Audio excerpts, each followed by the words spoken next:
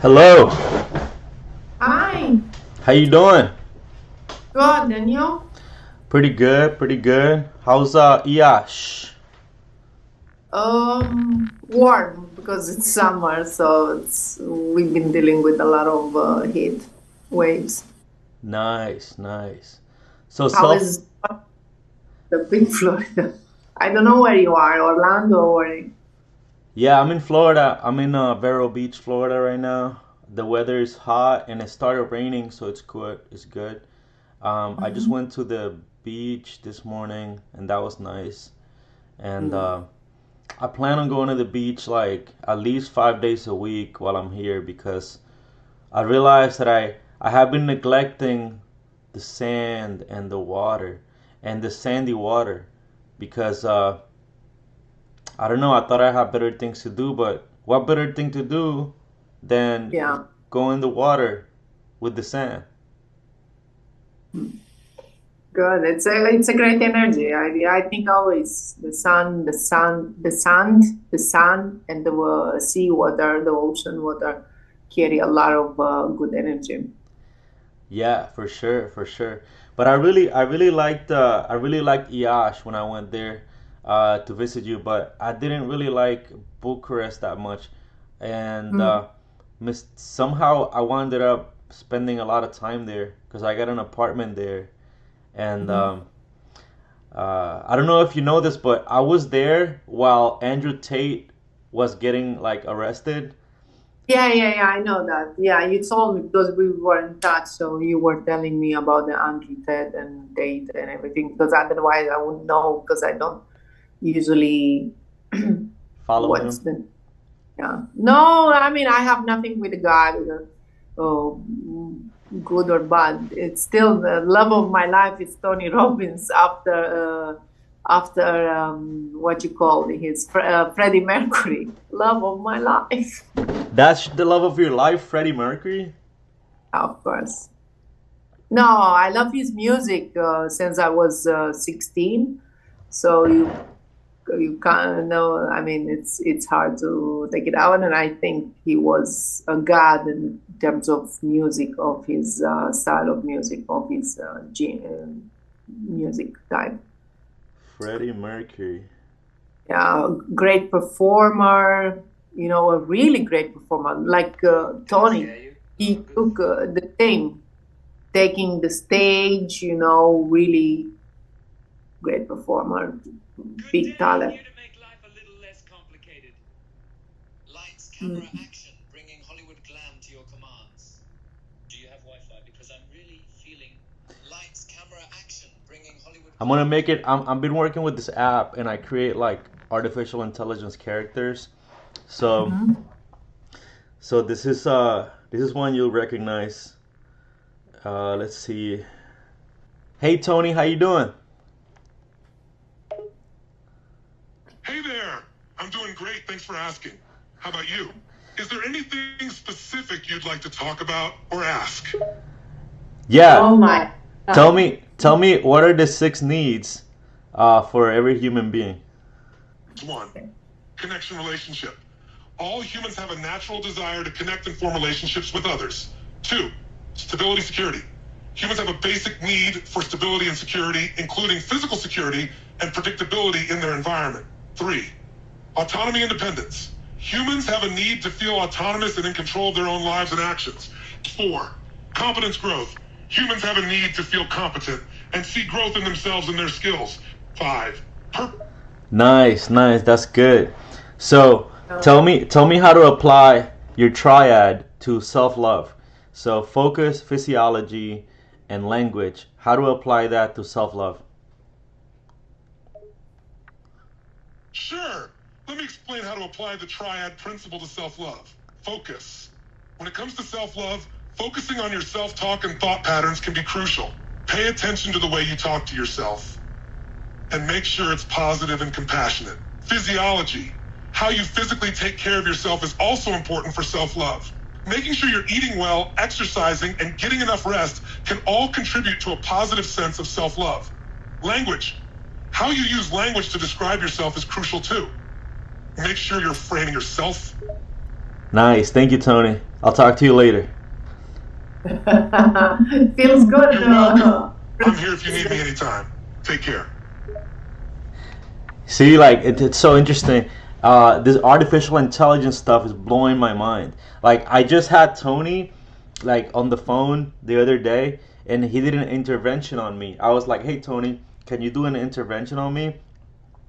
Based on this type of seminar that you do." And then I was on a walk, and then he was like, we had a breakthrough when I was on a walk about something. Mhm. It was so it's like uh, Amazing. obviously it's not Tony, but Oh, what I did was I told him, hey, look, what is the sequence of the techniques that you use in order to have an intervention with somebody? And then he told me, okay, this type of thing, so how are your interventions and your seminars connected to NLP and hypnosis and all this stuff? So then I got it in the conversation in the algorithm, and then I was like, okay, can you do a sample intervention on me? And then I started telling him about some of the stuff that I'm going through, and then it took like 20 to 25 minutes, and then we had a breakthrough. We started got to the root of what I was saying, and then I asked him a question. But Tony, what about this? And he says, "Oh, it's because it's about this, this, and this, and this." And I was like, "Oh, now I understand it." So the voice and the character and the energy are so important because I could talk to an artificial intelligence that's that's a regular voice that sounds like a computer, but it's not the same. The yeah. voice is a lot. The voice really matters. The voice and the energy that personality brings. Mm-mm-mm. Yeah, that's it. That's why I said still Tony Robbins remain the man after Freddie Mercury. Freddie Mercury. Yeah, I know. Maybe it's not kind of music and so on, but Yeah. for me, it's top of everything. I really love his work. Oh, Anyway, yeah. Well, I mm, saw I saw his documentary, and movie, it you should have watched the movie Bohemian Rhapsody. It's quite yeah. good for who really likes him, and there are a lot of intel, a lot of insights. It's a good movie. The Egyptian guy, the actor that play him, he's really talented, of course. Hmm. Uh, it's really good. Not the best match, I would say, because um, Freddie Mercury he's tall, and this guy is not so tall. So the choices was a bit discrepancies, but he Mm, played really well. that's interesting. That's He played interesting well. because Freddie, yeah, Freddie was tall and he was very athletic, but he was built this way, by nature. yeah, it was interesting because in the Wolf of Wall Street, it's a similar, but it's backwards because Jordan Belfort is short, and then Leo DiCaprio is at least like 6'1" or something like that.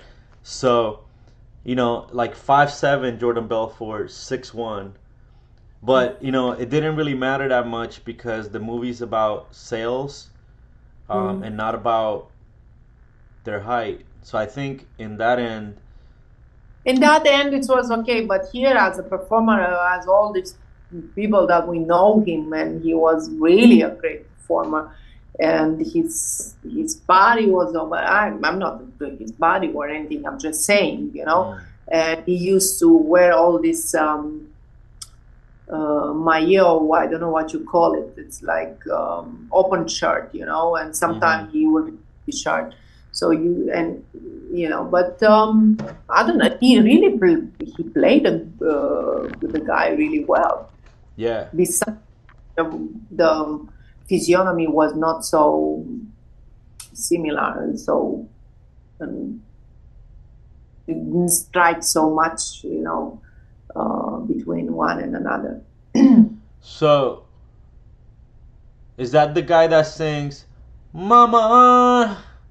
Yes. That Yeah, Radio Gaga also. We Are the Champions. A Love of My Life. Let It Go. No, Let It Go is something else. But he has something similar. So yeah, a Let it lot. go. Let it go. That one. That That one. that's the child song. What is that from Frozen? Yeah. Exactly. That's the Oh song. man. Okay. Well, I guess like Freddie Mercury in his way, he was a good representation of like self-love in a way because he loved himself enough, or maybe not, I don't know, maybe I think No, he learned how I to at the end he learned how to love himself, but when he was trying to become, he was chasing fame for so long, and then in the end I think he learned to love himself, right? In the end. I would with him with Freddie Mercury we can't say he was chasing love for so long because the fame would have gotten into him because he was talented. He was one of a kind. So I can't speak enough of the guy, talent.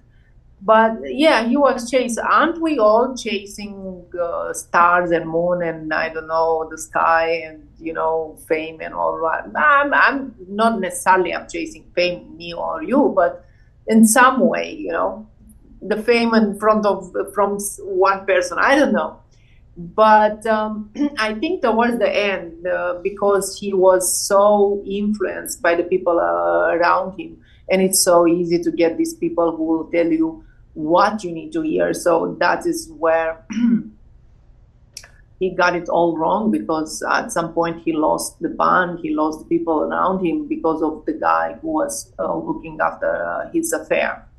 So at the end, when after he found peace, he found some kind of love and all of that, he he got sick and he had to say his final hello, but final goodbye. But he worked until the last days of his life, so that says a lot. Mm, Yeah. that's true. Yeah. I mean, he was definitely one of the greatest singers of all time, one of the greatest performers of all time, for sure. I remember what I was when he died, how much I cried, and all of that, So, but it's not like Michael Jackson thing. Which I respect the guy and I love his work and he's really an astonishing performer as well. Yeah. And I'm really heartbroken when he died. But with Freddie Mercury, I don't know, it felt completely different, I guess. Did you see the Wimbledon, the concert they have at the Wimbledon? The biggest concert at the time was the biggest concert ever. And it was Elton John and I don't know who. And how he manipulated the entire audience and how he make them sing ecstatic and all of that. I mean, amazing.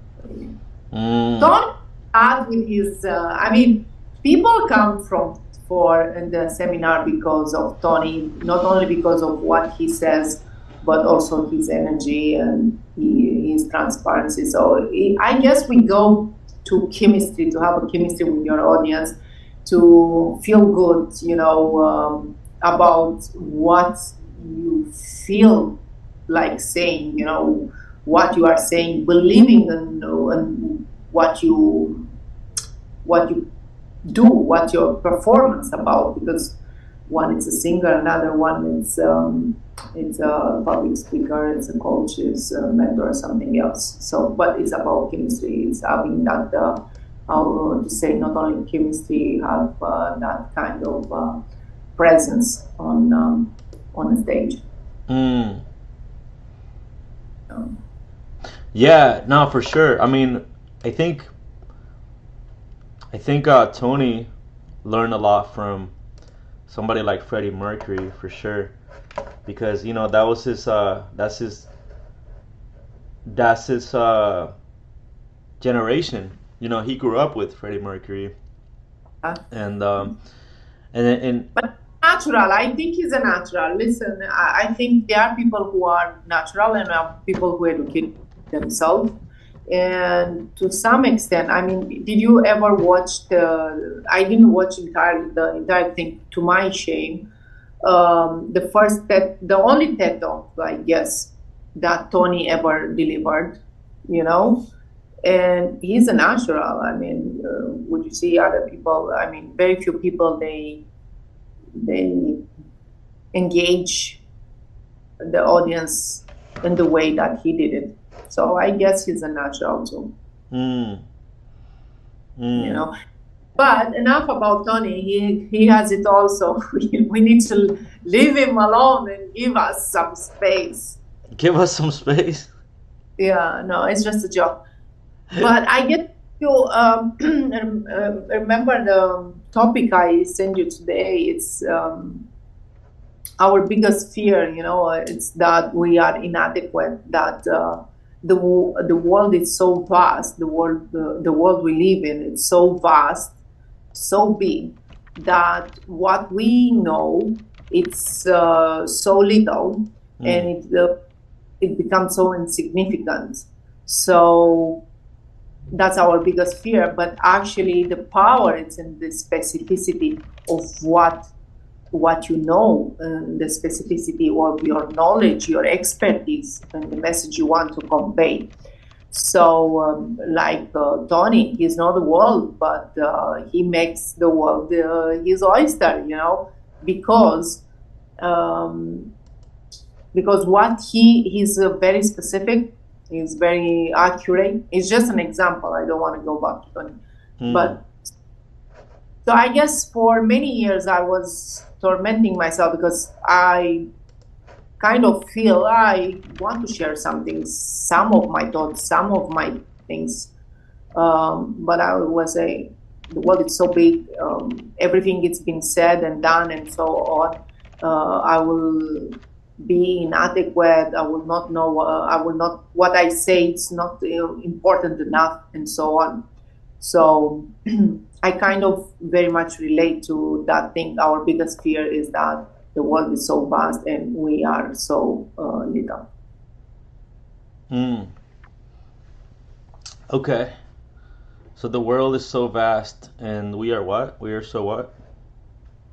We are afraid that we we are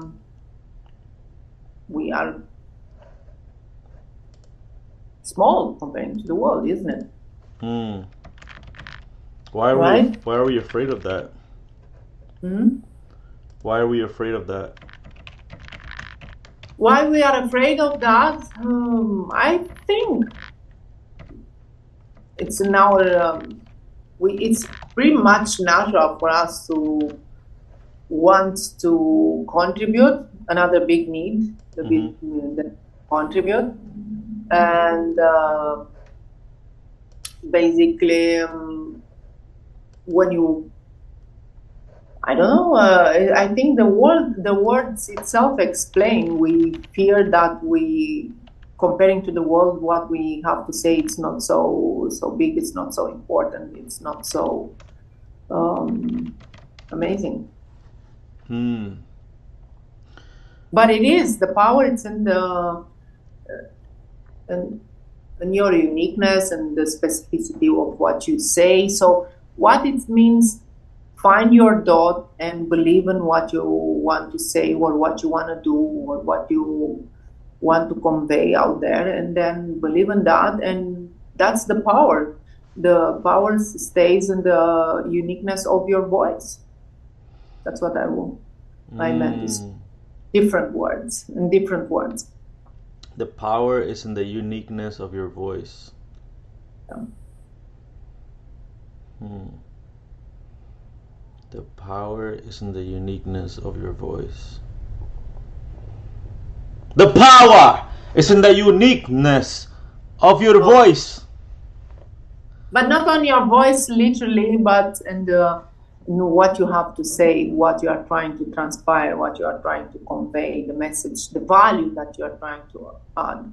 For example, I focus very much on self-love, the concept of self-love, self-esteem, self-confidence. So I think eventually the power, my own strength will come from me being very specific, very, you know, on that specific thing comparing to the whatever the world has. Mm, I hope it's mm. pretty much explanatory. Yeah, so compared to what the world has, yeah. Already, so the world is already filled. We have artificial intelligence. People go crazy about it. I love that there's artificial. I use it as a device that will give me will stop me from going to different sources. So kind of if I can get, so if That's we a cut our fear, Joe, if we cut our fear, is that we know nothing comparing to the vast world is we are in or we live in. If we cut the thing with our fear, it remains the thing with specificity, with finding your dot. So I think in everything, because I remember you at some point you told me, "Oh my God, Monica, you were like you had some sort of empathy towards me in that moment." Obviously, you don't remember the moment, but I do remember. So you had some sort of moment of empathy towards me, and you said, "You know what you did, Monica? You it's like you went to the gym and you start to lift big weights instead of starting with the small ones." And you were using this metaphor for my, let's say, coaching business, right? So I got it, and I totally understood where you came from with that expression, with that metaphor, and everything. And true to some extent, but for me, how to say? Anyway, it's not about me right now, and I think if we cut our fear it in is all of the it first is part, it's it is all about you. What are you talking about? Like this is all about you right here. So what no, I think in general it's all about if I can say and if I convey something that can inspire or bring some value. I No, think not necessarily. I mean, look, the reason why Joe Rogan is so popular is because he's natural and like he's not trying to force the conversation and the interaction, you know? And I absolutely. think that's where a lot of people go wrong. They try to force the interaction. They try to force that like for you in the beginning you were trying to force your coaching. Like you were like when we try to force things then it's like chasing. You're chasing a cat, it runs away. You chase a bunny, it goes away. I had a I had an interaction with a squirrel when I was in Omaha. It was a little squirrel on a tree, and I was sitting there meditating under a tree, and I was looking at the squirrel, and he starts making noises at me. So I was going like, Yeah. and I was like, okay, I'm just chilling here. The squirrel's not gonna do nothing to me. Are you trying to communicate to me here? I'm like, okay. So I just looked at it with no intentions. And then all of a sudden it stopped making noises. And then I started trying to mimic the noises to it. And it kept looking at me the whole time. It just kept staring at me. And I'm like, okay. And we did this for like 20 minutes. I was like with the squirrel for 20 minutes, just like interacting. I wasn't trying to force anything. I knew that the squirrel was probably never gonna come down and sit on my shoulder, but it was like okay, like you're over there, I'm over here. Uh, let's see what happens here. Like no expectations. Um, so then after that, I went home, and then I had this experience with the squirrel, and then I forgot what came out of it, but it was something pretty profound. Where I came up with the song. with the song from the squirrel, and then I sent it out to like 10 people or 20 people, and then it was funny. Like, so I was inspired by this interaction with the squirrel, and then I wasn't thinking, oh, I need to make a song today, but No, came when natural. yeah, and naturally I was inspired, and I took that in, and then it became a song. Absolutely, And then absolutely. I provided joy to my friends because I sent it Hmm. out to some of my friends, and I recorded myself doing the song, and like most of my friends liked it.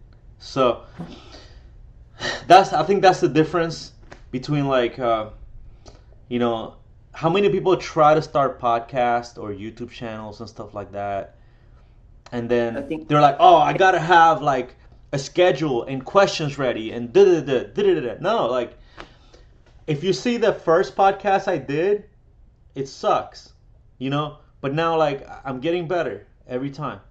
for every to some extent, there are actors which look at themselves at some of their performances, and they are Oscar winners.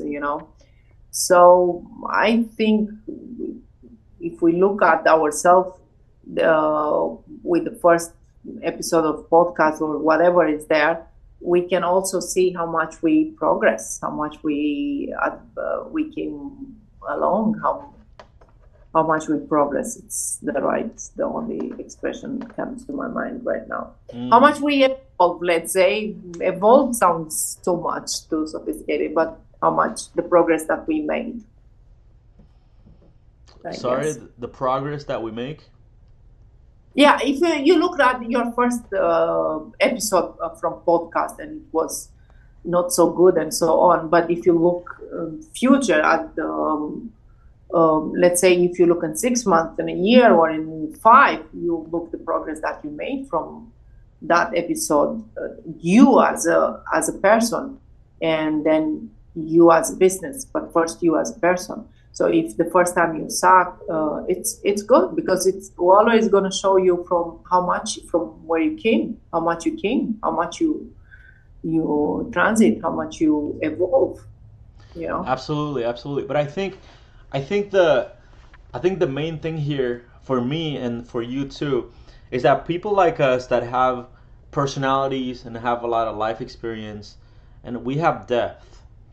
So our only goal when we pick a new project is to be able to focus on it in a way that aligns everything.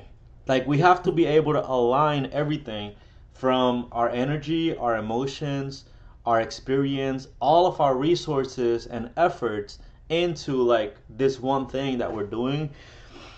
And that's the hardest part because we're creative and then we love doing different things and we like traveling and we like doing that and that. So whenever we're able to focus, we can do amazing things. But if we don't, then we're just experimenting and wasting time, basically procrastinating. Um, so that's been the hardest thing for me. It's been okay. I thought Let's do I do this or do I do that? Is am I good enough? It's a lot of self doubt.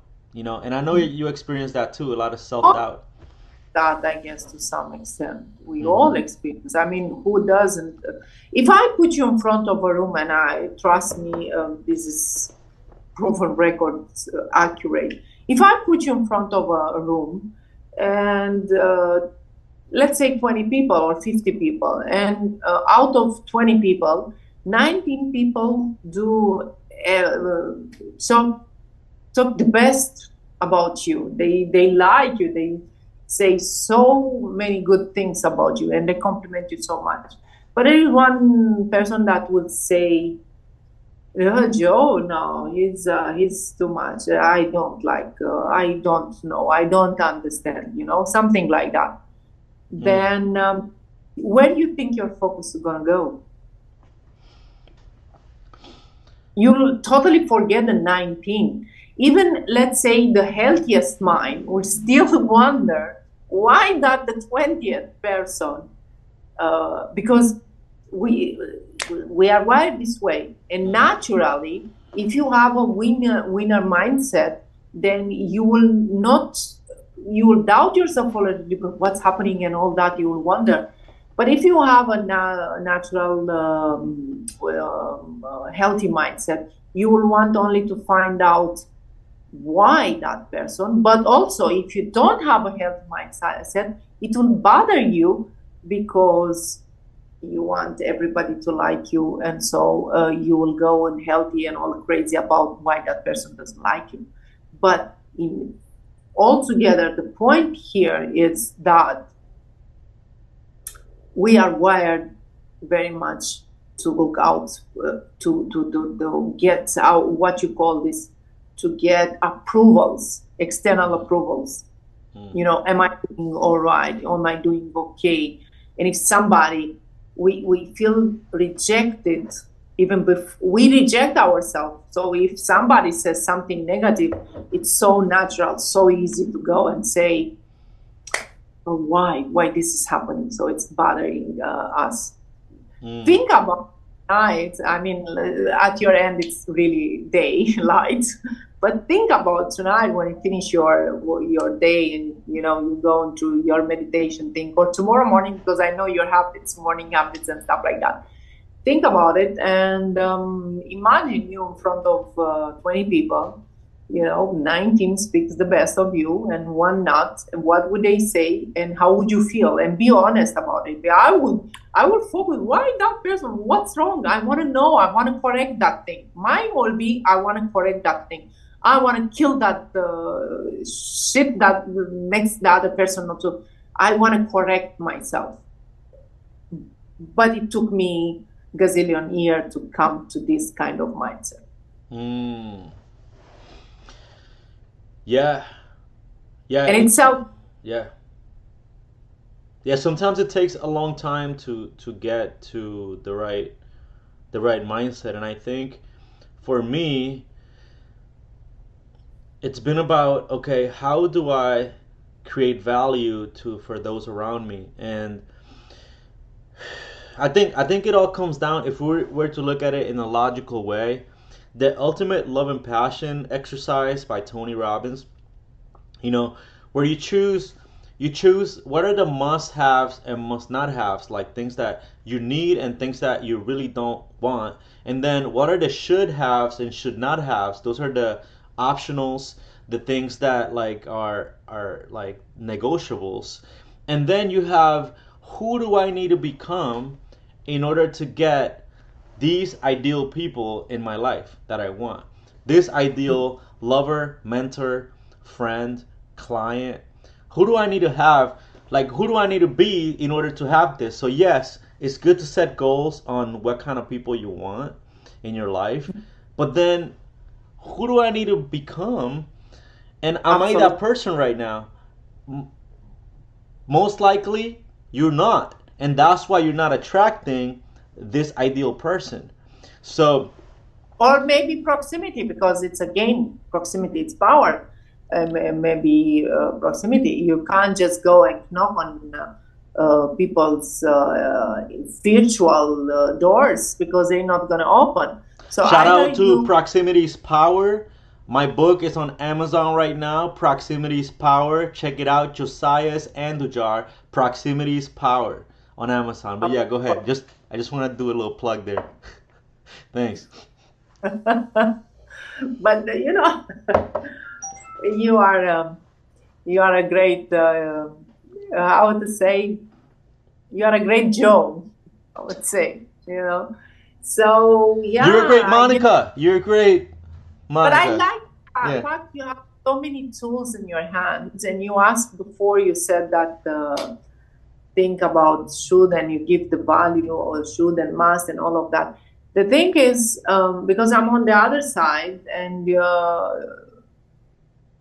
inspired me through this whatever is relationship that we had. I'm gonna try to convey my best intention here and say, you said, who am I, what am I doing, and what am I, something like that. And I said, I would say to you, what I have to give, something like that you said. I can't remember exact words. And I would say back to you, because now you finished talking.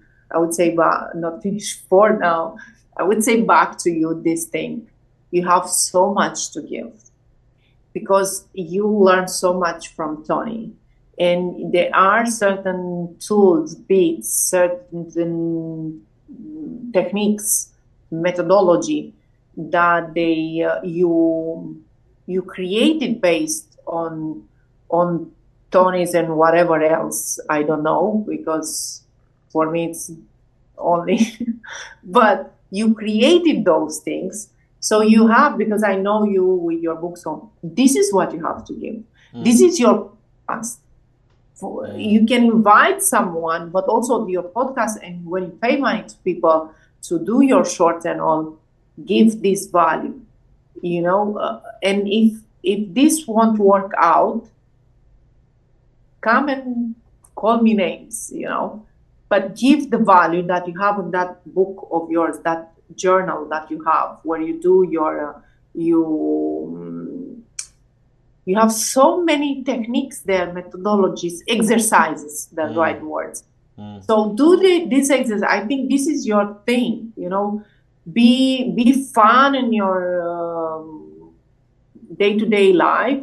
But when you go to the podcast, go and give one person, one human being only, to a certain type of problem, that exercise, that solution, and that's how you overspeed your and that's what you have to give. You have it all. Yeah, like back to what I said before, it's all about, we have collected tools and strategies and stuff like that. It's all about putting it together in a way that aligns with what we're doing, because we can't do everything at once. And even that stuff that we use with you, that I developed, I can't do everything, so even for that stuff, I may hire somebody to do that, okay, or I may design like a faceless YouTube channel that only talks about that point, let's say if I don't want to talk about that, for example. So because at the end of the day, Tony says, he's got a good quote that says, if stay in your head, you're dead. And that's, if you're like thinking about What? everything all the time, stay in your head, you're dead. If you stay in your head, you are dead. Yeah. Yeah. So you have to be in your heart. If you're constantly thinking and overthinking things, that's not a good place. It's not a happy place. So where you want to be at is, I think Joe Rogan said it best. He says, only doing interesting and engaging things. You don't have to be setting your goals every day. You don't have to be doing morning routine, night routine. As long as every single day you wake up and you're doing something interesting and engaging, that you won at life. Like you Yeah. won. Like it's a game over, because now you can take that, and then now you can focus all of your resources and time and efforts and everything, like everybody, all of your network, you can focus it on that. Okay, now this is what I love, this is what I'm passionate about. Okay, how do I get around the proximity, the right people? How do I do the things, like, and then like how do I maintain this passion here? And I think you've been doing that, because you made a decision that you wanted to be a coach. And then, in the beginning, like, you weren't doing very good, but you said, this You is need my enough. decision. I have decided that this is what I'm going to do no matter what. And you're still doing it. So, Yeah. I got a book out this year, which is 4 Weeks to Love Again. I mentioned Tony there in my book, and other people, obviously. Maybe to some extent I should have mentioned you. Maybe I mentioned you, I can't remember.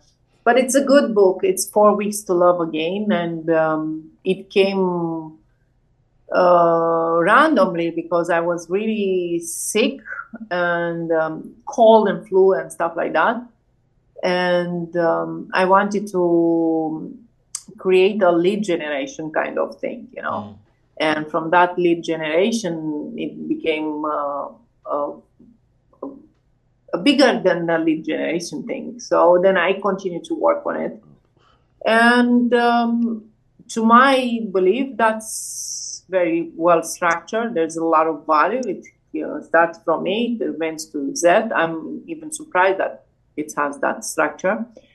And it can help greatly people after a heartbreak, after divorce, after rejection, after mainly after heartbreak, separation, divorce, stuff like that. And leads people to get ready to love again.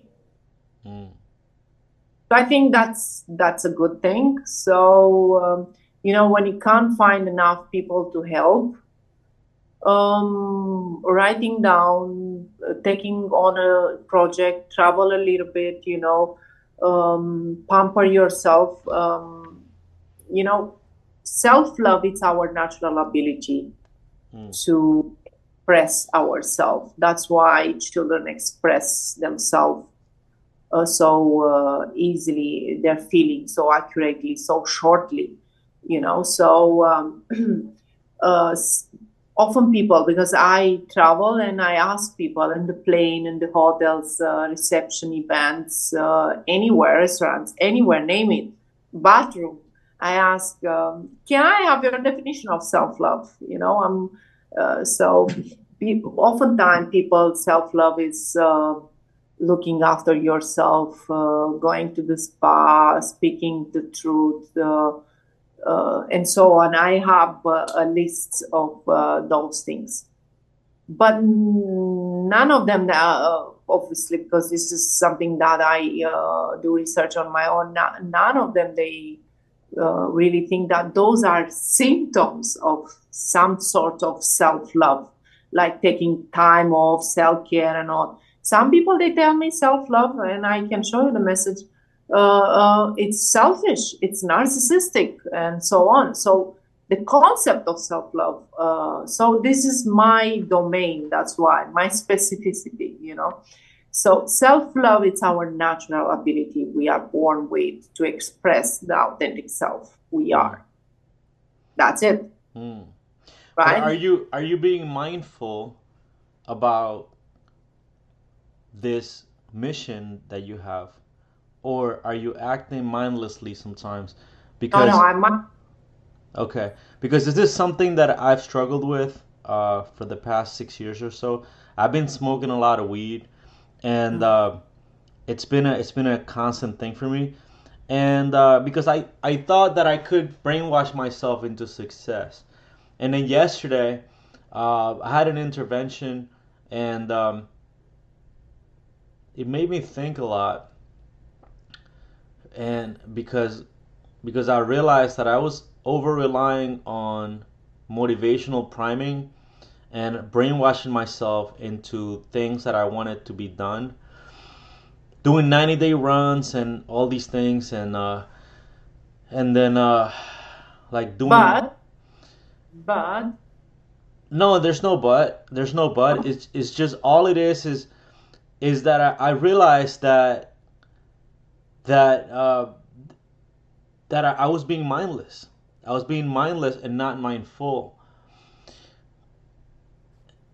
It's still gonna be a process for me to learn how to be mindful again, because when I'm being mindful, I get headaches. When I'm really putting and being present on things and not going through the motions and conditioning myself, I get headaches because thinking a lot. I get thinking fatigue and decision fatigue and all these things, going from thing to thing. So just like going to the gym and doing meditations and affirmations and stuff like that, I realized that I need to work on being mindful, but I have to start slowly. I can't just jump in small and steps. And even if it's give you a headache, you have to train yourself to do the small steps, the action that you don't like, to do the work that you don't like. That's mindful. So I have a mission. What's your mission? So I'm Joe, I'm Monica Periare, I have a mission. So you can verbalize, this is my mission. So that's meaning we, each other, not together, but each one of us has it's mindful and has a mission in mind that we can verbalize, right? Mm. And from there, because procrastination is just a symptom of a cause. It's just a symptom of a cause, and the cause differs from one person to another. Why? Maybe I don't enjoy the task. Maybe I don't give a rat. Maybe I'm tired. Maybe I need a break. Maybe da da da. Maybe da da da. Maybe I think this goes nowhere. There's not such as much I fear success for doing that, but it's much of I'm really I think somewhere deep down I'm not even aware. I know that this goes nowhere. The thing that I'm procrastinating, I'm not interested, or I'm not good enough for it. And I think we all can relate to that, when it comes to procrastination. It's like a child, okay, do your homework, and he's thinking, oh, I'd rather be. He can hear the voices of his friends outside playing in the park, and he thinks, oh, I'd rather be there than I be here. Can you relate to that? So then, I Mm. want to be in playground. That's pretty much. So anyway, back to you, like on TV and the radio. Back to you. You know what they say. Being mindful, meaning you know exactly what's your calling. I think that's what you want to refer to. And I think you have so much. You have to just pick one thing of the entire sea that and look on the internet, and I mean, and do that for an entire year, and you're never going to waste your time, because that's going to be your specificity, that's going to be your expertise, that's going to be your thing. For me, it's self-love, and I'll shoot anybody who tries to take that Mm. away from. Yeah, that's true. Yeah. So I started out. I think it's in the beginning. It's curiosity, having a natural curiosity for life and travel and the world and people, and then it starts there. I mean, that's really where it's at. Curiosity. That was my first book. It's curiosity. I call it the baby method. It's like how to be more curious, adventurous, playful in life. And I lost sight of that, for a while, until I was taking a copywriting course, and then it talked about curiosity. It talked about like how do you draw people in. Sales is state transfer. So whenever you're talking to somebody, you got to transfer your state over to them. And if you're at a low vibrational energy, you're gonna transfer that over to them. This is why people get bored when you're talking to them, because if you're not like giving them energy, you're always giving them energy, but if you're giving them low vibrational energy, then they're gonna take that low vibrational energy, I and mean, as then a performers, maybe not. So maybe our focus should be how to become better performers. well, We yeah, start. performing, acting, but it's, I think, deep down, it's about state transfer. It's about creating a beautiful state, creating a state of vibrational, high vibrational awareness, where you're enlightened, or you're in joy, or you're in love, or you're at peace. And then you're transferring this state over to the other person, where they can absorb that, and then now you're at the same level. So when you're talking, now you're energetically feeding off each other and feeding each other with energy. And I think that's the first the foundational part of anybody that's made it in the world. Tony Robbins, Jim Rohn, Freddie Mercury, any of these people, they created a state of appreciation or gratitude or love or whatever, And they show you that, like Tony Robbins, I show you that on stage, you know?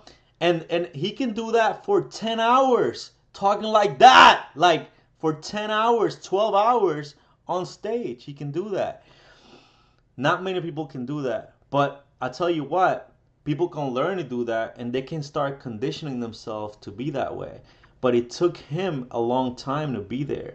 You know, he didn't start doing 14-hour seminars for 4 days or 6 days. He started out doing maybe 2-hour speeches, you know, or 20-minute speeches. He started out doing 20, 40-minute speeches just like everybody else. And over time, now he's got all this conditioned to where like he can do that for 10 hours and be like this intense for 20 hours on stage. Ah, how many of you say I? Ah, you know, so that Yeah. he can stay in that voice for like 20 Yeah. hours, you I know. know, but they for to his what you call to depends. They got him with the ambulance out of the stage at some point.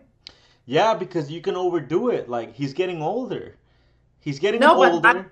Yeah, age because it's not an easy journey yeah. to do what he accomplished and to pursue what he pursue the path of helping others, and it's not an easy, especially now with us. The competition is so stiff, it's so much, because everybody admires the same thing and everybody wants to do the same thing, convey, inspire, contribute. There's no competition, Monica. There's none. Because But all these people that want to do stuff, they're not doing stuff. So when as soon as I started this, like the first episodes and stuff, I was like, okay, I'm just gonna do this to connect with my friends. But then when I started hiring a couple of people and doing this, like how many people are willing to invest? Most people just want to take, take, take. They don't want to hire or pay somebody to do nothing. They want to try to do it themselves, and they want to try to do this like collaboration. You know, most people don't know, they're not willing to get out of their comfort, even monetarily or effort wise. You know, so there is no competition. There is none. If you're willing to do all that it takes, there's no competition. Like the people that are succeeding right now, they're succeeding, and then because they've been doing more stuff. Jeff they also are says, like successful people do, there's no competition. There's none. No competition. There's nobody there standing in the way. Nobody. No. done. Um, no, when you say it like that, I agree with you, and it doesn't help to think that there is a competition. But I was saying, in my virtual world, everywhere I turn, somebody's a coach. So that's what I mean. Yeah, but people are gonna choose you because of who you are, and like it's all about like, man, it's I went to my muscles are so sore, you won't believe. so okay. So look, so just how you're doing your martial arts and your workouts, that's your body, your physiology. That's one part of the triad, right? The other part is your meditation. You're doing your meditations Oh, 1 to 5 minutes a day. So your meditation helps you with your focus. And then your affirmations, they help you with your with your language. So focus, physiology, and language. That's the triad Tony Robbins talks about, the molders of meaning. So if you have workouts, you oh, have you said theology, focus. focus, physiology, and language. So if you Uh, have your workouts for your physiology, you have meditation for your focus, training your focus. Focus is the trickiest thing because focus means that you can only be concentrated on one thing. The only way you can concentrate on more than one thing with focus is that they are both right in front of you, right next to each other. Because if you're looking at these two things over here, see, they're not even in the picture now. Now you have to look this way or this way to go here. You can't look front and back at the same time. You're always Oh, switching, right? So the way you train that focus is by concentrating on one thing only. And the way you do that is through meditation. So, like when I sit on the water on the beach and I just stare at the water, or I just close my eyes and I said, I have a mental picture that I think about. I have a sanctuary with a candle, and then I just look at that picture inside of my mind, and then that helps me to train my focus. I'm training my focus little by little. It will get even better later because I just started doing this. And then the language is just doing affirmations. You know, people say affirmations don't work and stuff. They say the same thing about the gym. They say that the affirm gym doesn't work. they have to be um, affirmation. They have to be counteractive. What will be the right word to say?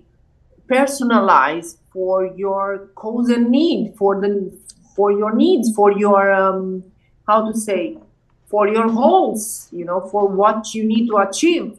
If somebody writes 10 affirmation, and I'm gonna go and just pick some affirmation from there, they eventually they will do some shift on me, but they're not gonna fix the problem that needs to fix to get me where I need to, physically, spiritually, morally, energetically. So affirmation do work like a charm, but the thing is they need to be personalized for your needs. I keep saying that, and then you need to reinforce them at some point by adapting them. So that's why it's so important. You don't take somebody's affirmation. You find, you discover. So that's Yeah. another important. It doesn't even need to be that complicated though, because It's my not my right. affirmations are so simple. Like Exactly. I am happy, I am loved. Like it's just super simple. And the thing is like what the only point that I wanted to communicate to you with that is that it's just like a workout. You go to Yeah. the gym and then you're doing push-ups. Super simple. It's just push-ups. You don't want to do these push-ups. Like they don't feel good when you're doing them. The same thing as affirmations. People think, "Oh, you're going to feel great when you do the affirmation." No, you don't. No, Like you it's feel it's it's you're saying abs- it because you are training your language. You're training your language model similarly to how you train your body and how you train your mind. Like you are training just like a language model, like a chat GPT, like an artificial intelligence. You are training your language model in your mind. You're training your brain to to go and to say positive things because Mm. you I'll give will. I'll give you my affirmation. So I will show you that my affirmation for my needs, for my specific needs, are very simple. I speak well, I communicate well, I find my words with ease. I speak well, I communicate well, I find my words with ease. I speak well, I communicate well, I find my words with ease. This is all I need because I have so much self-love, because I how it's a mirror. It's so I said, why I love other people? Why am I so much keen? And I sound like a people pleaser, but I know I'm not. Why am I doing that? And I say because how to say, what you call this? I direct my love externally before I do it internally. You Hmm. know.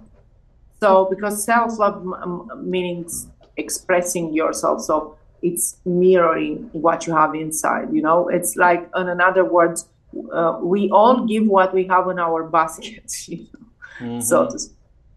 So yeah, it's affirmations, it's all of that, and it's plenty of self-love. Nice. Okay. Well, let's wrap up here. Tell me. give me all your socials and where to find you, and like your website, your book, everything, and then that way, then we'll figure out, and then we can do another one of these. But for now, let's just give all your socials and any message you wanna give out, from here to anybody listening that might be wanting to learn more about how to love themselves. Um, Definitely. So again, uh, how would you speak to for somebody who is feels that lacks of self-love, feels lonely and feels alone? You have to know that if you can't be in your own company, comfortable in your own company, then you are in a big trouble. So I think learning to be alone will definitely lead you to your most natural ability to self-love.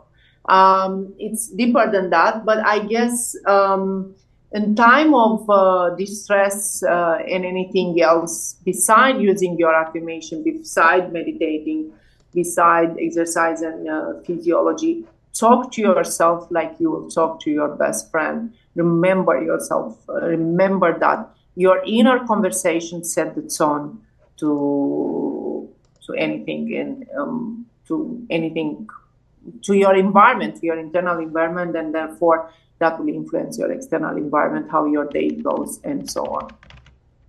Hmm. Okay. Sound So what are your sounds socials? good? Sounds any good? What are your socials? My social is social. I have a page, Self Love Genie, on Facebook, but I guess most likely if people want to get in touch and subscribe to my weekly email, which you already know, I guess they can send an email to selflovegenie@gmail.com, and that will be really good.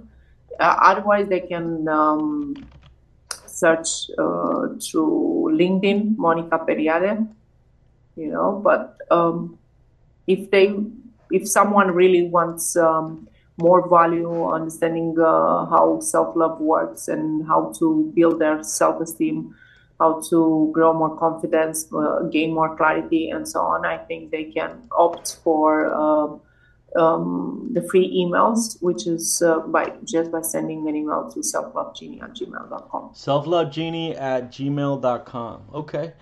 Nice. Okay. Well, Monica, it's great to see you. I really enjoyed reconnecting with you, and So, yeah, let's do this again another week or another month, and let me know. What do you yeah. do? What else in the state? Next time I want more energy from you, girl. I want more energy. I know you just got home from karate or whatever, but you Oh know, my God, let me get it some more was energy. tough. Tough. Look, my biceps really tough. Woo! Anyway, Yeah. it's Next over time we'll 10. start with that. We'll start with woo woo woo, and then Yeah, we'll get exactly. in. Yeah, I'll start creating I want some Latino vibe next time. Okay. Well, I mean, well I understand why Latino is so good, so great, but still they are. I mean, it's the best. We do Zumba. I do every Friday. So hopefully, I manage this Friday. I'm not sure because repairing in my bathroom. But Zumba, and we do it on obviously Latino music, and it's so great. nice, nice. All right then. So I'll let you go to sleep, and then Talk to you soon. we'll talk soon. All right. Stay happy, Mr. Pro, Zoom Pro. I am a pro.